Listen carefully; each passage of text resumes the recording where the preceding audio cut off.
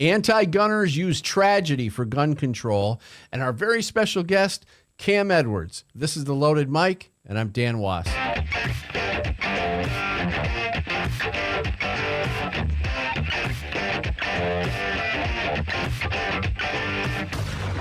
Recently, in a gun-free zone in Moscow, Russia, at least 133 people were killed and 145 injured. The attack took place at the Crocus Concert Hall. Russian officials are calling it a terrorist attack, and Russian military special forces arrived after the killings and the detonation of explosives, which caused the building to go up in flames. Now, some reporters are calling the attack reminiscent of a 2002 Islamic terrorist attack at a theater in Russia. According to CNN, ISIS has claimed responsibility for the attack. Now, as American media outlets reported on this incident, a few things were very clear. Terms like assault rifle and automatic weapon and gunman, and of course, the gun violence were all part of the conversation. The anti-gun lobby has done a fantastic job of conditioning American media to focus on firearms when killings occur. But logical thinking people look at this incident and see that the attack would likely not have happened if people had the ability to defend themselves. So how is it that the terrorists were armed with Kalashnikov rifles, vests with various ammunition, backpacks, and Molotov cocktails, while every single concert goer was stripped of any means of self-defense? Now, the Crocus Concert Hall was a gun-free zone. Concert goers were all unarmed and helpless. In one video, 3 men in fatigues are seen in the lobby of the concert hall shooting people at point-blank range. Not one person was equipped to shoot back. They were all sitting ducks. I got to give you a warning, this video is graphic.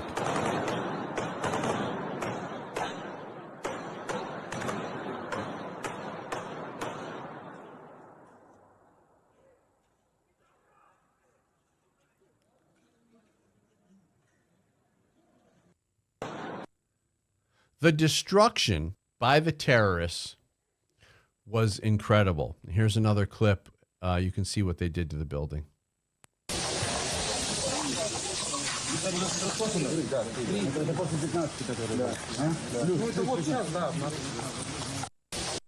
So at what point do we hold the anti-gun lobby and the gun-grabbing politicians in America accountable for gun-free zone killings that occur here in the United States?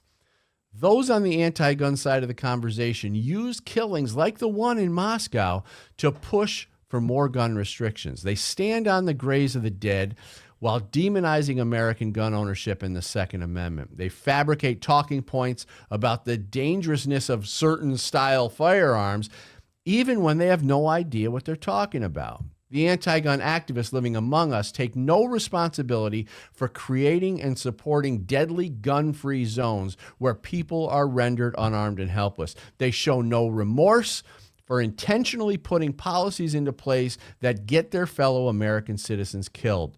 The problem is not firearms. The problem is the disarmament of people who would likely be able and willing to save lives when they were under attack.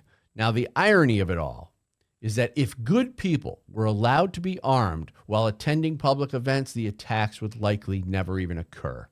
The political left has been diligent in creating environments where good people are slaughtered and bad guys are emboldened. The wall of politically correct talking points on this topic needs to be torn down, and the people who support gun-free zones and other dangerous gun laws need to be held accountable. If not legally, then publicly. Groups like Moms Demand Action, Everytown for Gun Safety, the Giffords Group, and March for Our Lives all support gun-free zones and other restrictions that put good people in danger. All have blood on their hands. So we're going to talk about this and many other things with, he's the inquisitive gift that keeps on giving, John Chiara.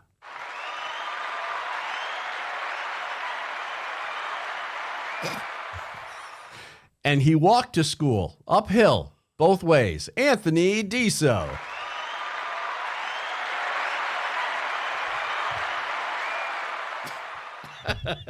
Back in your calorie-burning youth. Yeah, those are long gone. So this topic kind of pisses me off. I don't know what you guys think about this. It's a perfect example of how bad is that idea and what can happen at the extreme. I mean, organized people like that know how to kill people, but even if you got one person, it's just, if only one life could be saved. If just one life could be saved, that's what they say, right?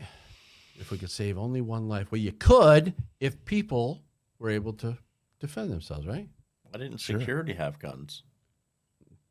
Yeah.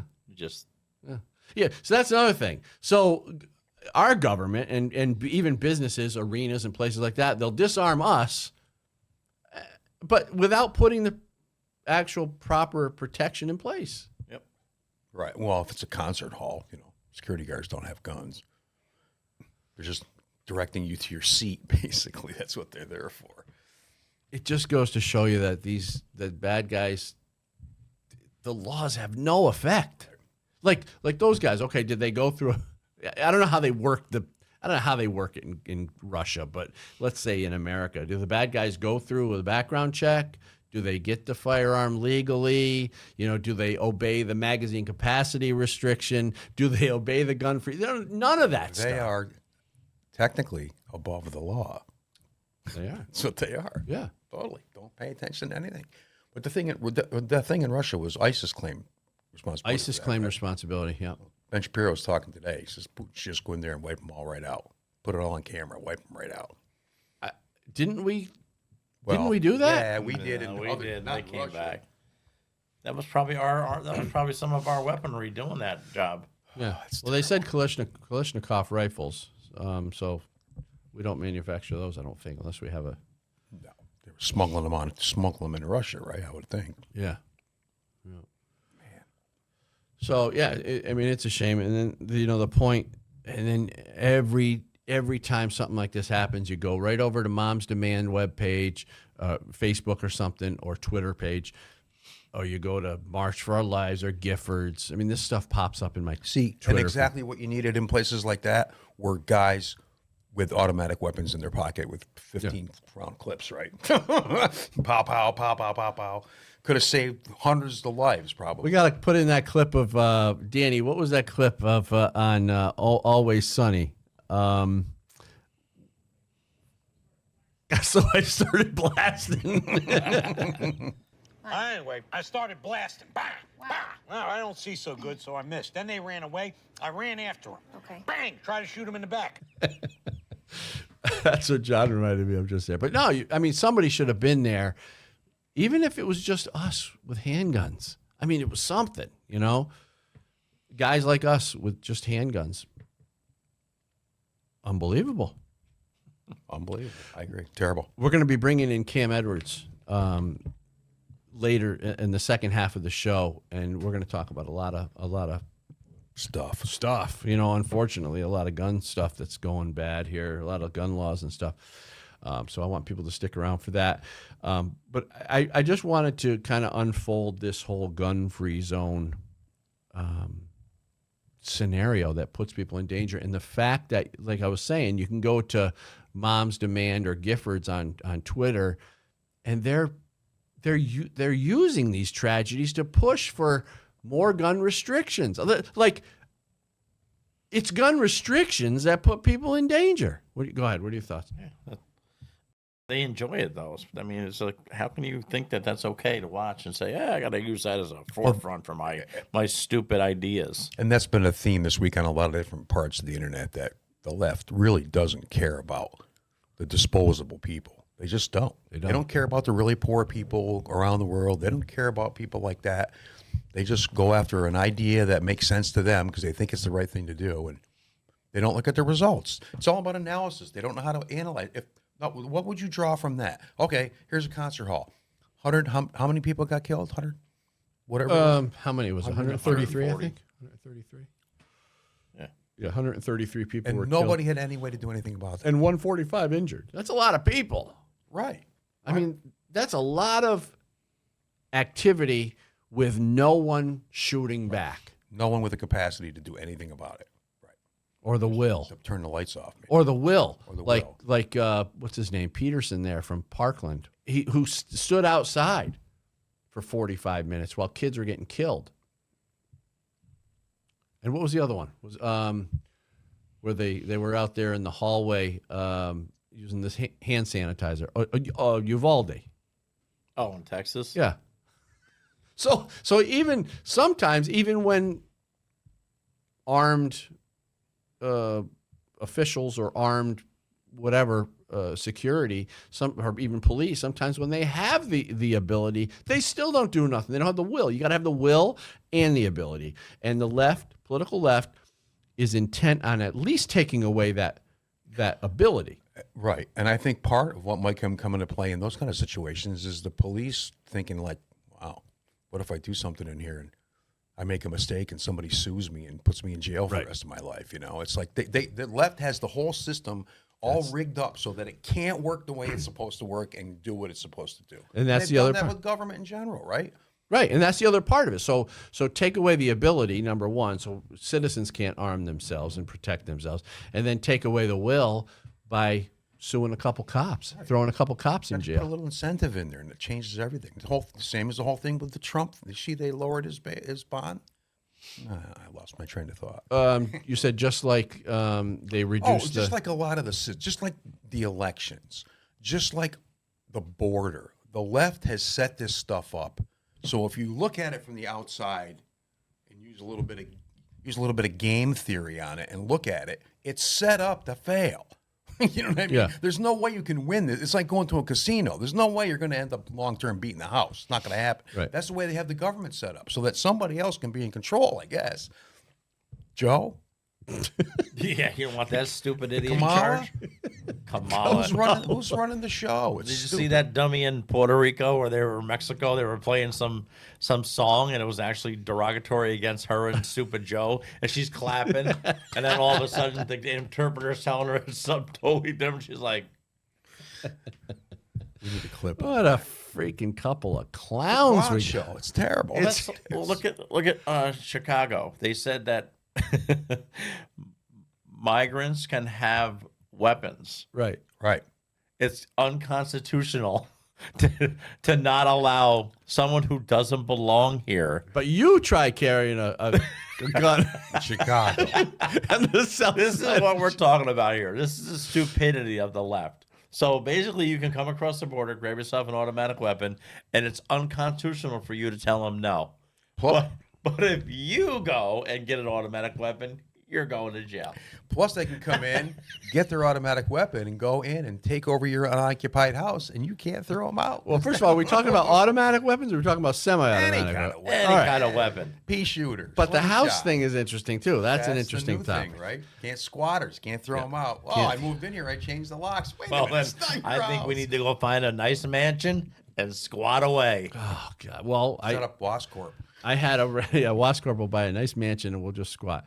No, we had a tenant, one tenant, total dirtbag, living off the system, and she decided during COVID that she didn't have to pay rent. So, and the state of New York was supporting Fine her. with it. Yeah, Yeah. they were She's fine like, with okay, it. she can do what she So wants. she went 9 or 10 months. And we couldn't evict either because it was interesting how they had it set up. You can't force them to pay rent because of COVID, yet you can't evict them. All right. Set up to fail, right? Set it all up for the landlords to fail. So we had to support this total scumbag for 10 months. And she basically gave us the finger and said, no, I'm not paying rent and you can't do anything about it. So the only little bit of revenge I had was right before Christmas. The furnace stopped working. Oh, that was that client. I was there when that happened. I was there when that phone call came in. So, oh boy, well, we can't seem to find anybody to fix that furnace. Tomorrow. Yeah, exactly. danwos. Yeah. Hello. We heard on your show that you. Let me just for the record, we tried very hard to get somebody in there to repair that furnace. We just Desperate couldn't. We times. didn't call know what for to do. Desperate measures. Anyway, but you're right. So back to your point of squatters. Oh, so I've just seen a couple reports on it, but it's you're watching the videos and people are in there somebody else's house. They won't let the people whose house it is come in and take over the house. What's going on here? It's absolutely Well, insane. you see in Washington State now, you can become a lawyer without taking the bar exam. It's in Oregon, So too, I basically, think. any stupid moron can say they're a lawyer and go do something for you. Like, imagine just some woke left-wing DEI knucklehead going back. I'll represent you. $50. I'll get you off that murder charge, no problem. 25 to life I later. end up in jail. Oh, What's going on? It's DEI. Didn't earn it. We'll pick up with this in a second, but I do want to talk about one of our sponsors. This device right over here, it's called the Cali Key. Removes your AR from the definition of so-called assault weapon. When they create these so-called assault weapon lists, the lists exclude, bolt action firearms, manually operated firearms. So just by dropping this Cali Key, this little device right there, pretty cool, into your direct impingement AR, in place of your semi-automatic BCG, you'll have a bolt-action rifle that falls outside the definition of an assault weapon. That's all you need to do. So give the Cali Key a look, because you could retain your rifles, all your rifles features, avoid registration complications, revive your black rifle sales if you're an FFL, regain the ability to do private party transfers, legally transport across hostile jurisdictions, hunt with your AR in places like Pennsylvania, enhance long-range precision and quieter suppressed shooting. Cali Key has state-specific expert attorney opinions, because that's important, depending on what state you live in. And they have these attorney opinions on their website. They support grassroots Second Amendment organizations with their sales, and their mission is to empower customers and claw back our civil liberties. So go to CaliKey.com, that's Cali with a K, CaliKey.com, and use the discount code LOADED. Check them out. So back to, since Cali Key came up, and back to the gun-free zones. I don't know what we're going to do. It's like, the question I have is, how many people need to get killed in gun-free zones before the political left says, well, wait a minute, maybe we need to do something about this? It's never. The problem is in that the gun-free zone fact is never part of the analysis when these things come up. You never hear them talk about that. I mean, they may mention it, but they're always about the guns and the gun violence and the laws and all this other stuff. Yeah. But that's what causes it, right? It's like, if you put a pond out in your field, you have a much better chance of having geese and ducks coming there than if you don't, right? Right. You're offering a safe space. Why would people not take advantage? You got to figure some people are going to be crazy anyway, right? Yeah. If a half of 1% of the people are crazy, why would you give them a place to go be crazy in public and hurt other people? Let them stay home and be crazy. Stupid. Lock them up. Let them It's so stupid. It's like a bunch of kids want to have a party and get drunk and bring in a roll in a keg. Why give them the place to do it? Right. You know what I mean? Dan. That's so stupid. Remember the old keg parties at Dan's house? Oh, it was great. Got his kegerator in the garage. Great. But yeah, I just I don't know. Are they gonna come to their senses at some point? Probably not. And you said a good point. It's like they completely leave probably the biggest component out of the entire conversation. All the analysis you see in the news, they leave the most important thing out, usually because it's based on a false premise. But the other important component I got to add is that the craziness of the person, right? The person committing the crime. So you got the craziness of the person, and then you've got the gun-free zone where the political left is allowing them to do their dirty work. I'm all about spending all kinds of money on finding the crazy people if they want to do that. Yeah. What's the plan? Let's go. Nah, they wouldn't do that. That's a Let's waste just of money take to guns them. away from regular people and make it hard for them to defend themselves and let the crazy people do what they want. That's what they're doing. Too That's busy the giving end. money to Ukraine No, and migrants. all kinds of migrants, right? Recently, okay, so we mentioned a little bit about Trump and his case here, but Democrats actually admitted recently that Mar-a-Lago was actually worth $100 million. Yeah. So there's a clip here, and then we can talk about it. But they changed the value according to what's going to benefit them. So can we play that clip? 30 days to get any of these properties sold. But the property that you alluded to, Mar-a-Lago, potentially that could be something that could be sold quickly. I think the valuation is something in the hundreds of millions, and I think there could be a buyer for something like that. And that would be literally, if you're talking about doing that between now and Monday, that's picking up the phone, calling someone, and then literally writing a check. Yeah, I mean, there could be plenty of international people who want to buy that property. I mean, there's properties that are priced at 150 and 200 million that are nearby that. And Palm Beach is like the NVIDIA, of real estate. It's just shot up like a rocket. And people do want to live there. They've moved there. So I think that would be the best case scenario as to property. If he's trying to sell quickly, I would encourage that. So, all right, now that's 240 million estimated. I mean, who knows? You know, he's a desperate seller. In this case, someone picks up the phone and makes that call this week. So I don't know what it'd be. That's still half of what it would be. Wait a minute. Didn't they just, like yesterday, say it was worth only 18 million so they could throw Trump in jail? Now? What a country. He was indicted because a judge determined that Mar-a-Lago was worth 18 million. Now that he may be forced to sell it, there you go. They're saying, well, it's worth 240. Okay, doesn't that like totally debunk the whole lawsuit? Come on, Dan. I know. And I'm being ridiculous. You're expecting people to look back to what they said yesterday and remember it and then apply it to what they say today. I'm being ridiculous.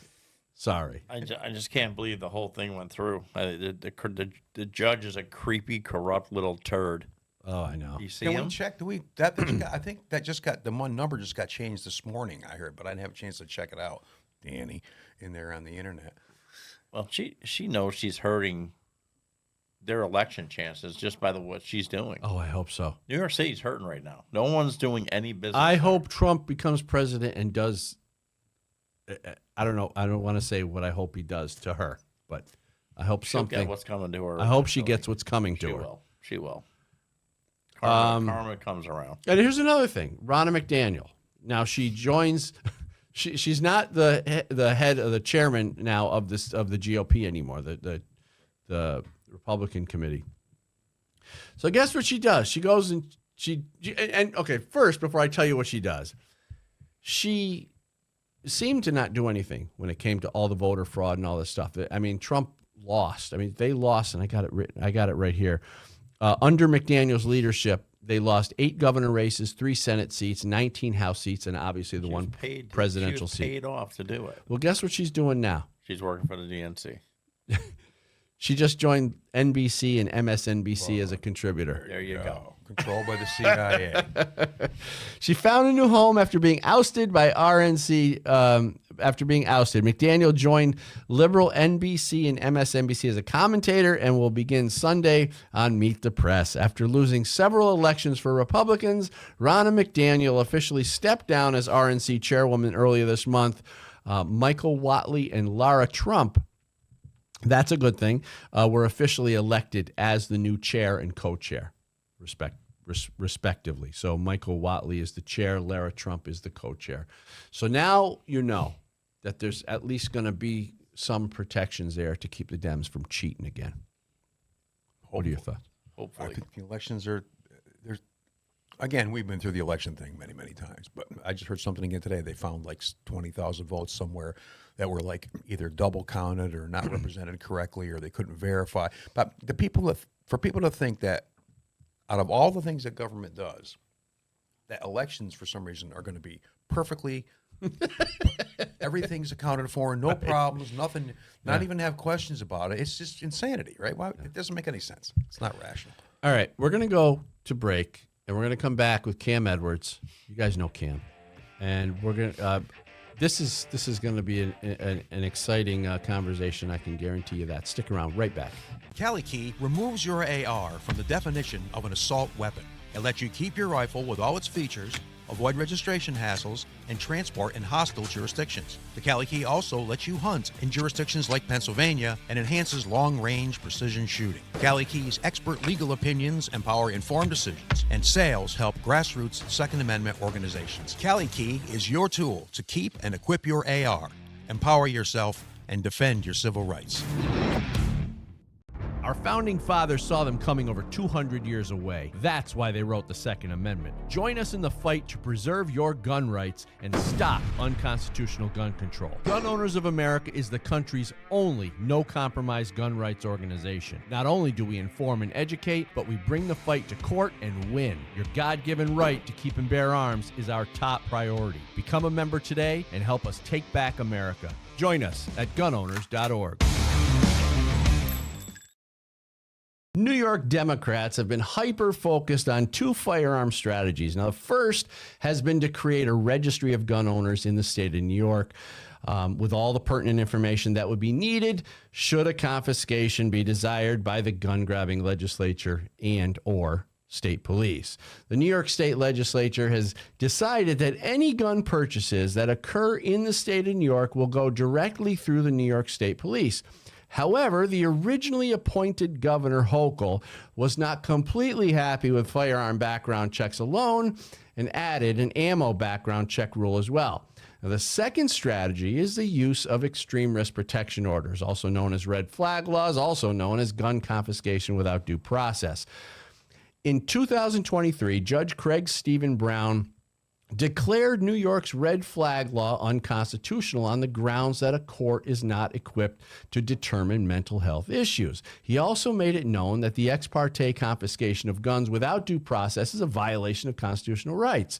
So why is New York so intent on putting a gun registry and red flag law in place? Well, the answer is simple. Before you can confiscate firearms, you must first know the home addresses where they're located. Red flag laws are the confiscation tool that eliminates that pesky due process, and the registry is the location tool. Recently, a New York appellate court upheld the controversial and dangerous red flag law. Justification for the court's decision relied on the notion that a judge can make a determination on an individual that could be potentially a risk. Now, if the judge believes that there's probable cause that a subject of a red flag petition is likely to cause serious harm to himself, herself, or others, the confiscation would be given a green light. So we're going to talk about this with Cam Edwards. He's the editor for Bearing Arms. He's a national gun rights spokesperson, award-winning journalist, and all-around authority on Second Amendment issues. Cam, so proud and so thankful to have you on the show. Hey, Dan, thanks much for the invite. Well, so I figured if we're going to talk about red flag laws and gun laws, we should talk to the master of this stuff himself. And obviously, you've been around, you've been doing a great job with this, and you are an authority on this stuff. So, tell us what's happening. I guess explain what red flag laws are, what the registries are in New York, and how this is all working together. Sure. So the idea of a red flag law or extreme risk protection order goes back really over 20 years now, right? I think it was Indiana and Connecticut were the first two states to put red flag laws in place. And they were 1999, 2000, 2001. The idea back then was that this was going to be a tool that law enforcement could use that was going to be pretty rare, right, in execution. And it was going to stop those who were, who pose an immediate risk of harm to themselves or others. This was primarily a suicide prevention tool. That's what it was billed as back then. Since then, of course, we have seen the use of red flags expanded. Now it's in New York, as you brought up. Governor Hochul has told the state police, listen, basically anytime you make an arrest, or you don't even have to make an arrest, anytime you believe that an ERPO order would be useful, you apply for one of those red flag petitions, right? So we've seen thousands of red flag petitions filed in New York State. So Cam, let me interrupt you for a second on that New York one. So what that means, correct me if I'm wrong, is that now the police essentially don't really have that ability to make that determination at this point. Is that what it sounds like? Yeah, absolutely. Certainly with the New York State Police, Governor Hochul can't demand that local law enforcement or county sheriffs do this, but she's certainly encouraging them to file as many red flag petitions as possible. And it's gotten to the point, Dan, I know that you're aware of this, the New York State Police have actually run out of room to house all of the guns that they have confiscated. You know, which, by the way, begs the question: how secure are these firearms? Right? Would they be better off in the homes of these original gun owners, or are they going to be stolen from a police department somewhere? So that was the original intent, right? Was this is going to be a suicide prevention tool. And, you know, a lot of times people will call red flag laws mental health laws. These are not mental health laws. They have nothing to do with mental health. In fact, that was one of the findings of this New York appellate court, right? Is that, well, a judge isn't making a determination about somebody's mental health. So you don't need to involve mental health professionals. The judge is just trying to decide whether or not there's probable cause that somebody might pose a danger to themselves or others. And so that's why this appellate court, one of the reasons why this appellate court said, this is fine, despite these due process concerns. So it's really, you know, the use of these, the intent of these laws has certainly expanded over the past couple of decades. Whether or not these laws are actually effective at reducing suicide, I think is still very much an open question. There have really only been a couple of studies done. One study found that in the years after Indiana's red flag law was put in place, there was a modest reduction in suicide. But when they looked at Connecticut, what they found was that while there was a decline in gun-related suicides, the overall suicide rate still increased. Yeah, which makes sense, Dan, because again, we're talking about a gun, right? This is not about mental health. This is not about suicide prevention, because it does nothing to help the supposedly dangerous individual. It takes their guns away and then says, "All right, problem solved." I'm glad you mentioned that, because weren't there two major gun confiscations in Australia, and they were done under the guise of stopping suicide, right? But the trajectory of suicides in Australia after the gun bans, the trajectories didn't change. Nothing. It didn't stop, because when people want to do something like that, they'll find the means. Is that accurate? Yeah, I think so. And this also doesn't touch, you know, one of the red flag laws that, or one of the red flag petitions that was highlighted, I think it was the New York Times, did a story a couple of months ago talking about the expanded use of red flag laws. And one of the petitions that was filed was a guy who had threatened his family with an axe. So in this case, you're going to take this guy's ability to legally purchase a firearm away, but he can still get an axe, right? He can still get the very implement that he used to threaten to kill his family. So that, to me, I think, is a perfect example of how these laws are off base. We're not even getting into the Second Amendment aspect of this, right? The constitutional right to keep and bear arms. I'm just talking about this from a pragmatic perspective. Do red flag laws do what they're supposed to do? And the answer is no. They don't help dangerous people become less dangerous. They don't address the suicidal ideation or the homicidal ideation of an individual. Again, take whatever legally owned firearms they might have away from them. And then as far as the law is concerned, the problem is solved. I don't think that's the case. John, did you have a question? No, I agree. It's exactly how it is. You know, we've talked about it so often that the gun is the gun and the person is the person. And I just think so many people on the left just don't have any way of looking at these situations like, here's a starting point. Here's the idea we're going to use and put into play. What does it do? They never want to run through that process. It's all intentions. Like, right? What are the actual results? Right. They don't measure the results. So how do you manage it if you don't measure it? We don't know what any of this stuff does. Because I know gun-free zones pretty much give people a place to go and shoot. Right. But it's crazy. But yeah. Good info. So I guess then, yeah, Cam, you said exactly what I was thinking. I mean, it's so obvious. To us anyway, at least because we're in this conversation all the time.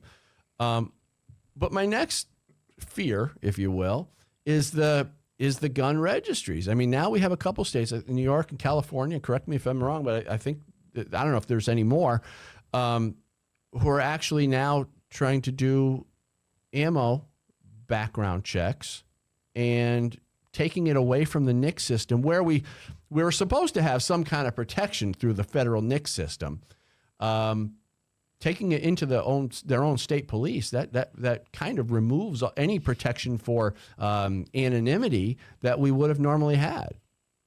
No? Yeah, absolutely. No, I think you're absolutely right about that. And California and New York are the two states that, well, Connecticut, I believe, also requires background checks on ammo sales. But again, we're talking about just a handful of states. But this is a major push for the gun control groups, right? USA Today had a big investigative piece last week about online ammo sales and how supposedly they're not doing, age verification. All that is a story that is designed to give blue state lawmakers an excuse to say, oh, well, look, we got to ban online ammo sales. We have to require that everybody purchasing ammunition in our state go to an FFL, go through a background check, even though the NIC system is not set up to do this, right? So you're going to have to create a whole new state system to run these background checks. And again, from a practical standpoint, these things are failing. I don't know, Dan, you're probably in a better position to tell me than I am to tell our audience here, but at last I checked, there were still massive delays and false denials in New York for people who were trying to buy ammunition. Well, that's another thing, of course, is, the false positives of all the denials. It's something like 95% of all denials are false positives. So right there, you got a problem. But then as far as delays, I'm talking to other guys in New York who are, in other gun rights groups and stuff here in New York, and they're saying, and gun shops, and they're saying that there's up to like 9 days or more. I think the most I heard was like 2 weeks to get your background check to buy a box of 9mm bullets. And the same thing's happening in California. I think there's a lawsuit underway, Rody versus Bonna. And I think the plaintiff said, I think actually Judge Benitez, in striking down this law, and his decision has been stayed by the Ninth Circuit, but when he struck down California's ammo background check law, he said that these background checks had stopped, I think it was maybe 200 prohibited persons from buying ammunition. But at the same time, there were more than 50,000 false denials. Yeah. Right? So think about that for a second. I mean, how many thousands of gun owners are being told, no, you can't buy that box of 9mm. You can't buy that box of 223 because you're a prohibited person, even though they're not. It might be a case of, their address on their ID not matching their address in the state's database. And all of a sudden now they're prohibited from purchasing ammunition. This has I believe, an intentionally chilling effect on our right to keep and bear arms. This is about, at best, this is about making it more difficult and more burdensome to exercise our Second Amendment rights. At worst, as you say, this is about coming up with a list of everybody who would purchase ammunition. So now the state knows, well, even if we don't have a gun registry, right, we have a registry, an informal registry of everybody who's purchased ammunition. Well, that's a good place to start if we decide to go after the guns. And we've got the red flag laws as the vehicle to do it. Yeah, absolutely. And so it is this 1-2 punch, right? And of course, again, when we talk about the red flag laws, originally these laws, if you had to file a petition, you had to go to law enforcement, right? You had to go to the police. They had to determine whether or not there was a valid complaint. Now you've got states like California and New York opening up the petition process to virtually anybody. Somebody you once dated, if you were a neighbor, a former teacher, a former employee, as easy as possible to file these petitions, as difficult as possible to defend yourself against the complaints. Yeah. And New York State red flag law has a little, it's kind of built around schools and stuff like that. They got a lot of verbiage in there about schools and how, what do they say? What do they call them? Like official school officials or whatever can enact or can request a petition for red flag. So that means like anybody who certified, I think was the word, certified school workers. And that means like a substitute teacher. A substitute teacher can come in and say, well, little Johnny's a little aggressive on the playground. He beat up another kid or he got in a fight or whatever. We think he might be a risk. And so this substitute teacher can essentially do a petition to have a red flag law where Big Johnny's guns are confiscated from his house because this kid gets in a fight. Stuff like this could happen. And that's the stuff that I'm kind of concerned with. Absolutely. You also have the issue of government retaliation. There's a lawsuit underway that the Second Amendment Foundation is involved in Maryland. There was a Maryland resident who had this sort of ongoing dispute with officials in his county. They were, your grass is too high, your lawn is too cluttered, things of that nature. Yeah. And eventually one of these county officials filed an ERPO petition to try to have his guns seized. And he went through the initial ex parte hearing. And I think he was actually subjected to a 72-hour mental health hold where it was determined, no, he's not a danger to himself or anybody else. Eventually, that petition was withdrawn under the threat of perjury, right? But he had to go through all. But he had to go through through it all, right? Absolutely. This guy's life was turned upside down, basically because of government retaliation, because this was a tool that some bureaucrat could use against somebody that she didn't like. And so, I think this is actually a really good vehicle to challenge these red flag laws. I know that the case in New York is likely to be appealed. But I think we're really just in the early stages of litigating these types of laws around the country. And when we can document these abuses, because we know that they're taking place. There was another case in Colorado where a woman whose son was shot and killed by law enforcement filed a red flag petition against the police officer who shot her son. Now, this was a justified shooting. This guy was, I believe he was armed at the time. And mom, obviously grieving, but decided, that she was going to lash out at this officer. So she filed a red flag petition. Now, in that case, she was actually charged and convicted of filing a false report. But that's the exception. That's not the rule. I think there are far more guardrails in these red flag laws that are designed to enable these petitions being filed than there are guardrails to stop the abuses of this statute. You want to know who's fighting for your gun rights? Gun Owners of America. GOA is the no compromise gun rights group, and I urge you to become a member at gunowners.org. Now, what have they done? Well, GOA secured a preliminary injunction against the ATF pistol brace rule. GOA members submitted a record 85,000 plus comments opposing the ATF's universal registration check rule. They helped enact permitless carry in Nebraska and Florida. GOA secured victories in California, Illinois, New Mexico, New York, Oregon, Pennsylvania, and Virginia. Plus, they won 2 legal victories against the ATF's zero tolerance policy. And GOA fought to overrun Joe Biden's ban on funding hunter education, shooting sports, and archery in schools. With the constant attacks on our Second Amendment, we often ask ourselves, well, what can I do about it? This is what you can do. Become a member at gunowners.org and help us save the Second Amendment.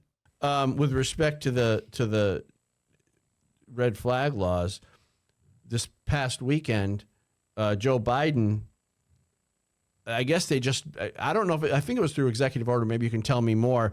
They created the National Extreme Risk Protection Order Resource Center, which is where they're going to even push more to states and maybe tell me a little bit about the $750 million they have allotted for incentive for states to get on board with these red flag laws. Yeah, unfortunately, the money and the authorization for this comes from the Bipartisan Safer Communities Act, which was the gun control bill that was passed by Congress. And, this was one of the things, right, to encourage states to adopt red flag laws, to encourage the use of red flag laws in states where they already exist. What's really nefarious about this, Dan, I mean, beyond the fact that the DOJ has now set up an office to help, facilitate the use of these things, is that it's being run apparently through Johns Hopkins University. Right. And their, School of Gun Violence Prevention, whatever the heck it's called, that's funded by Michael Bloomberg. So this is another example, right? I mean, not only do you have the White House Office of Gun Violence Prevention, which is staffed by gun control activists from, groups like Everytown, now you've got another Bloomberg-funded entity that is, working hand in hand with the Biden administration to advance this anti-gun agenda. Now, is a Bloomberg-funded, research outfit, are they going to, caution not to use these things unless it is, clearly evident that somebody is posing an imminent risk of harm to themselves or others? Or are they going to take that point of view that, these laws should be used as often as possible. It should be as easy as possible to take somebody's guns away, and it should be as hard as possible for them to get their guns back.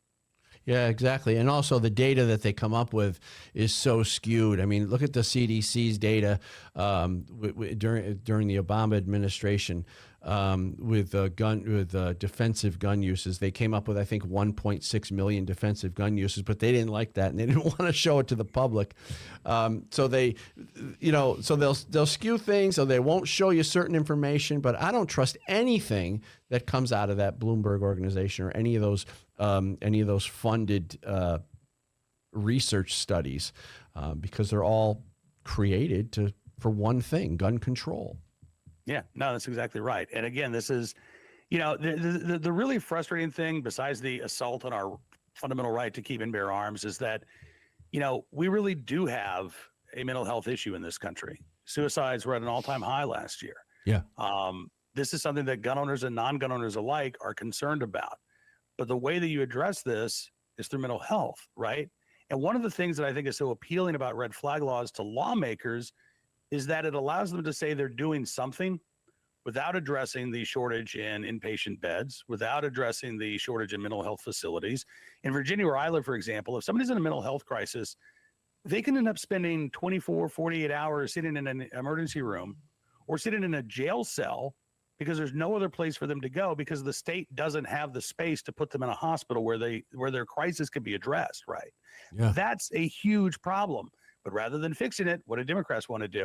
Well, they want to expand the red flag laws. Yeah. You know, it is so infuriating to me that they are taking such a casual and callous approach. They are exploiting this real issue that we have in this country to advance their anti-gun agenda. Red flag laws, again, they don't help anybody who's in a mental health crisis. And I think if for no other reason, even if you're not a gun owner, even if you're not a fan of the Second Amendment, you should reject these laws because they are fundamentally at odds with their stated purpose, right? We're told these things are about saving lives, about helping people in a crisis. No, they do nothing to help somebody in a crisis. They just take their guns away.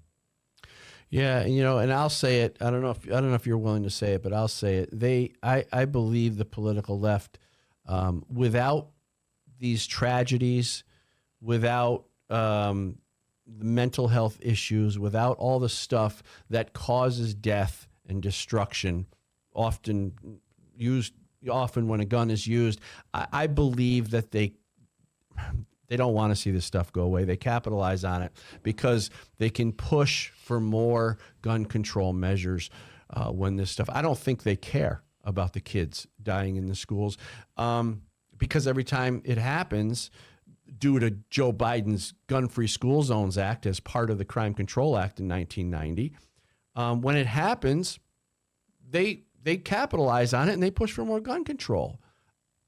So I'm never done. Let a crisis go to waste, right? That's what Exactly. Rahm Emanuel said. Yeah, and it is that type of attitude. So, you know, listen, I'm sure that there are people in the gun control movement who truly do care, and they just have really bad ideas. But I think that you're right. I think that there is a certain number of gun control activists, and I think the higher up in these organizations you get, the more likely you are to find those folks who are perfectly fine with these things happening because they believe it helps their agenda. Now, I'd say they're wrong, Dan. I mean, when you look at how they jump and seize on every tragedy, and then the lack of legislative success that they're seeing, right? You know, Lewiston, Maine, for example. I mean, they've been calling for, red flag laws, 72-hour waiting periods, ban on so-called assault weapons.